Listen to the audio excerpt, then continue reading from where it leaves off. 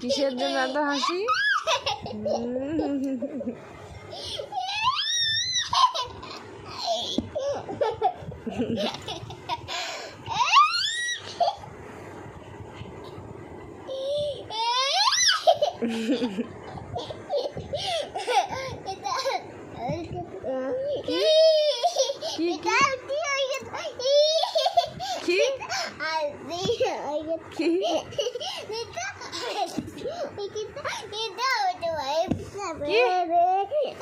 ভালো করে বলো।